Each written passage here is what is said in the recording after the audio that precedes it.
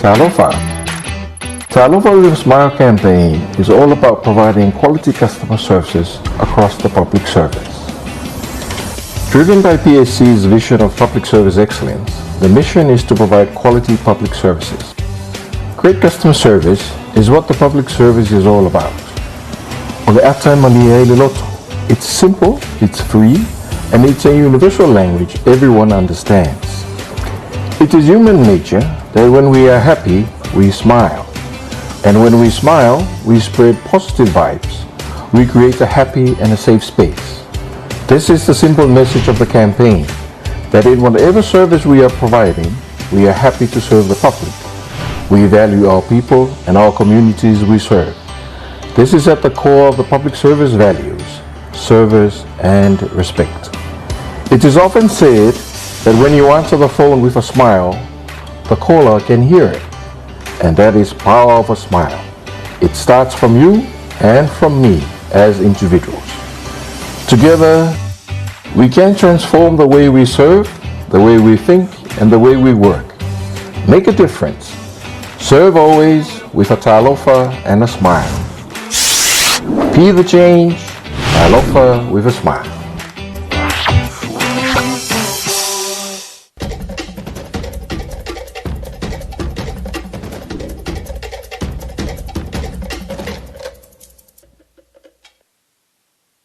Pia lava e whatalo whatu, ma ofo whatu, ia ma whawhelo ia tu foi e le mai moa whawhonga lo tātu tinu. Nei Tauafiafi, e pore nei foi a fiafi o le songfua, a matanga foi renei wa ia so i tiu te mga anuenga. Ma lo le wholau manuia, ma lo le soifua manuia, ma lo a fua i la wa maua. Manatu te a malama, ia sa iei lo tātu tinu i whatau tainga ma la vasinga, o a onga le whanau o whorutanga, ia o mata upu ese sa whapena foi o na whetalo loa i eilu tātu tinu. Ia anga le lei o le tua malana whaasoa li malelei, mātu whatau nuu me uma i lo na whata simai. Ae wa tātu whelai, ia o bāwhoi whawaponga nei o le tātu Polokalame nei, o le longo le Tauafiafi, he pei o le masaniai a fiafi ho vai staitasi, ia il nei fiafi leo ma vatasi, ia ma le sunga whai atuai tupai, ia awale tau veina o le tātou longo le Tauafiafi. Ma lo tupai. Ia, po le sungo i tuain. So i fua manguia, nia son fua. Ia, tātou tau whai whamalo, ma whantalofa, whansau tau loa, ia i le nei hoi vaenga le fiafi. Ia, o le fiafi o le sunga fua. Ia, i le mai ai, ma le tawalunga i fo i o tiu te mga luenga peo na sau noa tuai, ia le whitulenga sale aula. Ia, i vaenga o mo fo i sa whita aloloa ia. Ia, e malo lava le sui fo manuia, e lu tātou wa tunu vi ia le tua o tātou o lia mai fo i le nei vai aso fou, ia ma le nei fo i vai tau fou la tau ia, ia wafa pena i lava o na whianga ia i lu tātou wa tunu, ia i whai wa fo i matiute, ia i whai le talu tununga, ia sa uru whale fo i manu tā puai, ia ma so se whata whai taulanga i le aso na nafi, le aso sa, e sula le alofa ma le anga le lei o le tua, ia e whaafitai ai fo i, ia e alaila na pui puinga ma lana tausinga, ia i le la fo i vai aso o tona i antu, ia ai ale nei vai aso, ia o pei fo ia o na tātou tūri vai ma tātou tu i whai to o le langi. Ina ia whapena o na wina mai le nganga o le tua e te itolua ina mai tātou, ia e ala i le urufale ma le urufafo, ia mese foi, ia o whaantamaswali inga foi sa whianga iai, o le a whianga i foi, ia malu tātou o tunu i le nei vai aso, e malo lava le soi fo manuia, malo lava i le langi mai le tātou o tunu. Ai, anga le lei le tua o tātou mōri mau fōi. Ia, ma whaasopolia mai le anga le lei o lana tausinga. Ia, le soifua maloloina, ma le soifua malosi o le tātou o tunu. Ia, o tātou talanoa, tātou sirwhai, ia, tātou pāpā veloa, he le hangai mai le amatanga o le nei vai aso. Ia, wāwhoi tiuta mga anuenga. Ia, kalamasangi, ia, tātou wheloa i le sofua, whapea mai le si, wā mai. O seki oe, o sefe oe. O manguia oe. Mai o a tatu, o a kako karangoa. O sefe rau karangoa. Karangoa ngā kamai kia. Karangoa o whamei wā mei oe. O sefe rau karangoa. Ia mea sa o whani aso. A tau no mea nei o asunga fua. O le whatutunga tā ia. Whai o le whatutunga tā. Ia wā voila lea le makua i ngula ile ko nga I afapenga ai se faspua po se paspo masima angafi longo wingam ko afenga ko usu men ngalwen le me le fai misi yasa kai do ia o ye ngau kai dal vai ba ko ia mare nga ia ku fo o misi ai lunga lau la sa kamare oka oka ia io fasi a vole le wa fasi ko se la ka la fasi ese ia esa o e pe yo me momuanga e pe yo me momuanga al me monia ese ia wala wa nafi sa foi le tona I telefo ila manto wa e kalesi oi sa foi ko ia sa fa pengao nga sa tona I uma ia mata fale te tasi se manto e kalesi sa mo wela le oka ngoka ai le oka ngafia wa laing foi le oka na ngole ka ka ngoi le oka ia ai ole winga ngal tal ia sa ese ai e la kia ai nga foi le fela ko va fanguka kwa la kia wo fiu foi ai le oka la ko io e wo fiu ai le ko e olo ya sa ya ma waska ma me vole a ver ko nga e so sa ni ma fa io ya o ba nga na le pi tara no mai for so tele mai e ka fia ai a sei ko inga ka ngole ofe mare ya sa kai ka ngol makao ko falo ka ilo ye pe ngai fa ka ia le ka ku nga kai fale le ka ku fale ka ke ilo le yong isi o mai sa mo ka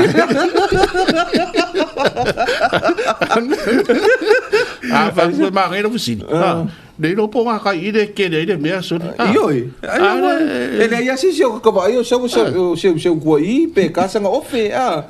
ka yo mai sa ba ni kai ko sa ba mai wa ka ma voli fa la si o mau malo le ka penga melang kulula sa o me singa ba po den ku ko embe ku le ku ko son ma ya la fa me ma ya fo sa we fa kai inga kai ya ma ve ba ka mu kwa le ya fa ko so o ye ngofo u ka fa me le fa ko so okay ya wa ka me ka ngoma ya fa ka ro me wa ke ngo maka me Polokalame e bala u me fa me ya malo le vo ya ma fu ka ku ngi le ka ku ai le fa ko anga ma u ka le lo la ste ku se ko inga le ka ba wa fu wa le nga ya la u ko fa ma ro ma ka skala me no fa ya ku ro la I de la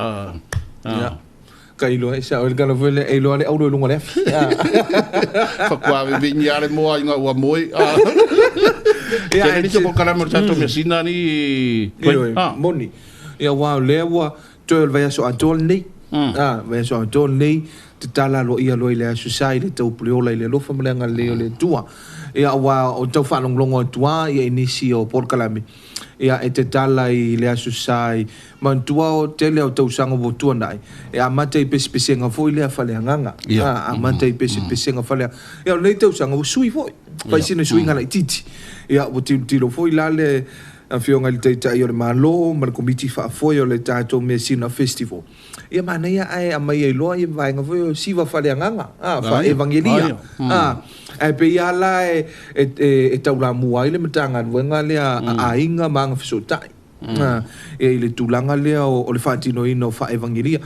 tel ton mai po ia ni au tala vo la utongia ia poni e kalesia foi wo fa pena ona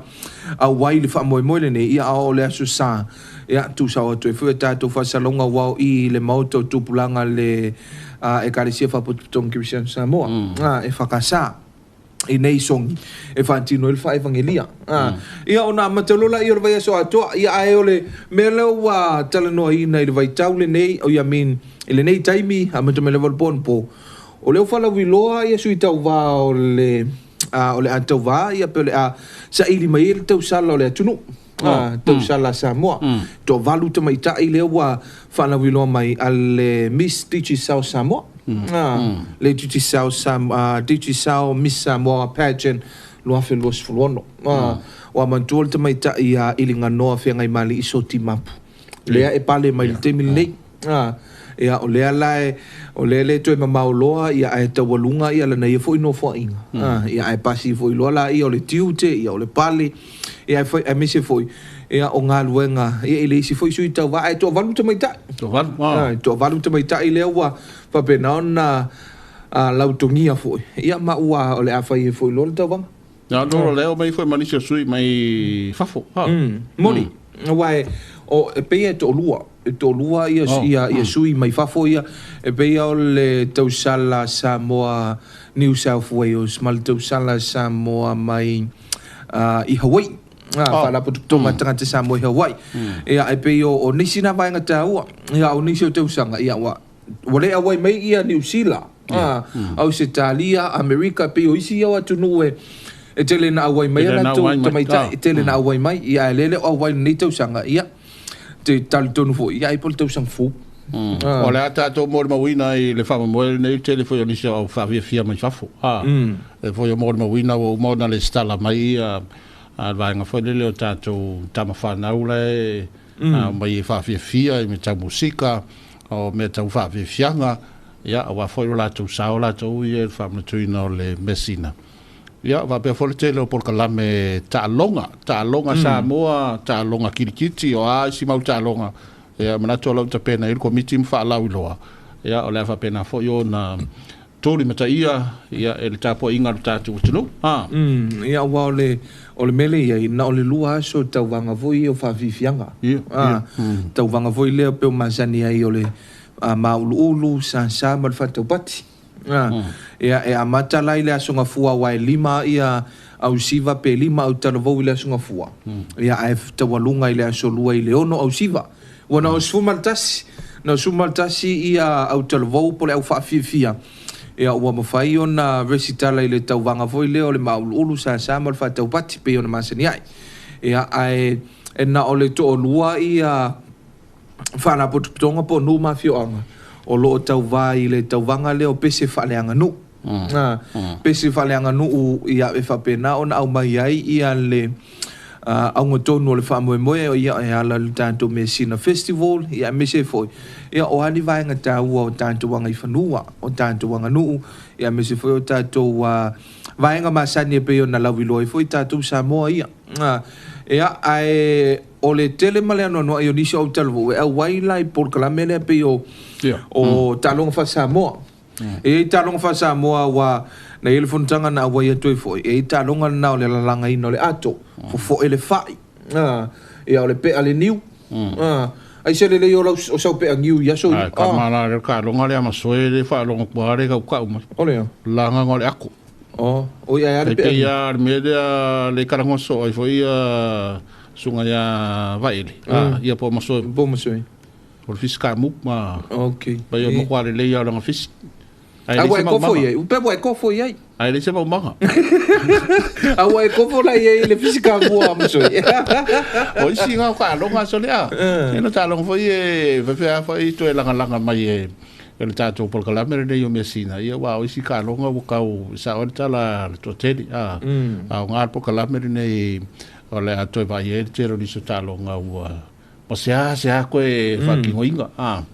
ia ai mana ia se aso vai aso fia ia ma o se vai aso foi patino il tato nganu ia o tato mesina e pe on fatu langa foi al fa moela to ia o le masina fo ia o le vai ku le ka penga ni fiku le sa ko le pai so ita fai un vai aso fai un vai aso leo a mail Polokalame ia wa pe na fa tata mai al Polokalame foi le e fai la kapira matua ta ula le golden oldies la stofi usa a stofi a matata misanga al golden oldies ia me sei o fa na ula iti la los full to sanga ma les full ono to sanga ale so for really ma les to nai ia o talonga tele lo le open men's ia ma open women's al talonga la le fia tulmatai talonga le golden oldies kamakua ko langa mai kamanga wa e ngaka e mo wan pongaka e mo wan pongaka wo le la makama ai e mo mia ke inga Red Cross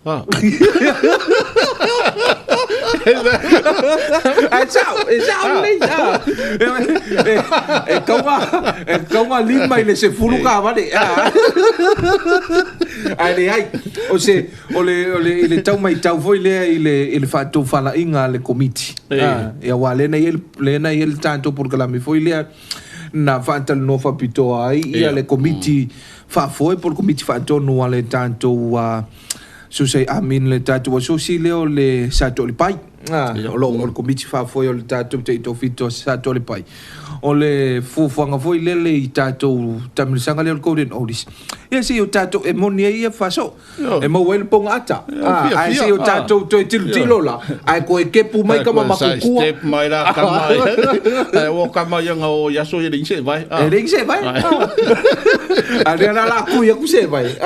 pe ku kusala ko se step yo ai tuli matia le winga fam talanga o tatou wa fasalango tu sao mai le so for really malas to nai ia wa foi ia le fai unga neiva yaso ia tamil sanga te to fito le fioanga misilioni la pia sa to le pai le fa tama ia le fionga te ta le tunu ia o se vai ngata wa man tu vai ngani o tamil sanga la kapi ia tilo foi le atina ino le o le ta longa ia o le ta leni ia wal mena we ko kele le lokpiro we ison yo fia mai moa el fa mo nei sa vai ia ke mo to pi ma tv va malo yo en fa sa lau tu sa wa tu lungol tanto wala atal nei ol tv va ia me se foi ia o le tanto wala le ol siu fongo sa mol tu pi ia ma le tato YouTube channel ia ma le MSL tato Facebook page o te ton fa sole a faisin tanto malolonga e o tanto Polokalame o le longo le Tauafiafi ia to liu mai ia ona fa waulea i le vainga muli o le tanto Polokalame o le longo le Tauafiafi wa silanga fa la wa tele mai le ofisa o le faila tusi o le fono wa fai tu la fono i lo ilongo tu la fono tau fa ofi i le ava tele e fa sila tuai le mamanu o le tunu wa mata fa tu langa nei fuanga o ilo ilonga le komiti fa palemene o le vaenga tau le tama a inga tu la fono tau fa ofi o ta o ilalo tu sai le fa tununga le fono a fai tu la fono tau fa ofi o te unga o le tu la fono o tu peteu fa fa inga le wenga ina mai fafo lua felus furuono Foreign Investment Amendment Bill 2026 e mole sila fia o le tu la fono tau fa ofi e teu waile tu la fono o tupe teu fa fainga luenga ina mai fafo luafe o le tu la fono e fa fo winaite ia la fa vai o tupe teu fa fainga luenga a Samoa ma fa manino mai po ai le o lo teu fa fainga luenga ina na tupe mai fafo o le ale atoanga o tupe teu fa fainga luenga tu langa fa tau ia le tu la fono o ila to uma ya fiai fa la tonga so sa yete nu uma fioanga matangata taito tasi e fia fa lia fi ngalo Petu ina mai fo ina fa amtalanga tususia le reitu la fono tau fa ofi. Fa amle mole fa afsho tai mai yava to filau o le failau tusi fiso soani. O le official committee fa palemena i le telefoni. Lua tasivalu tasi i tu la fainga wenga. Po le emaili pco@palemene.ws. Fa aftai sa nia le fa silanga sa tama le atisa witimetala. Failau tusi o le fono a o faitu la fono. Samoans are embracing the many advantages cyberspace offers, and our economy and quality of life are better for it. However, as we enjoy its benefits, we also recognize that it threatens us in a variety of ways. Everything around us is connected digitally. What you see may not always be true. Who you think you know may not always be who they appear to be. The question is, are you safe online? Every day you may come across unknown attempts to jeopardize your data, your devices, and your personal identity. Sometimes a casual peek is really snooping. Sometimes sharing information too often may result in critical private data being made public. Sometimes a lucky find can lead to bad luck. Even visiting a website can lead to unnecessary sites. Today, cybercrime causes huge problems for society, personally, financially, and even matters of national security.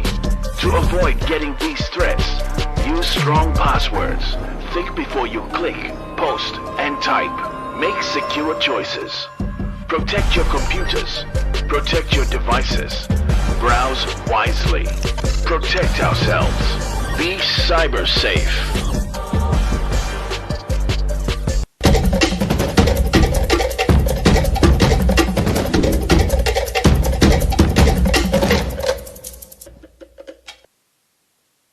Ia, o nisi o whaalinga, ia manisi fo i o whasilanga o se vaenga tāua tele whai o na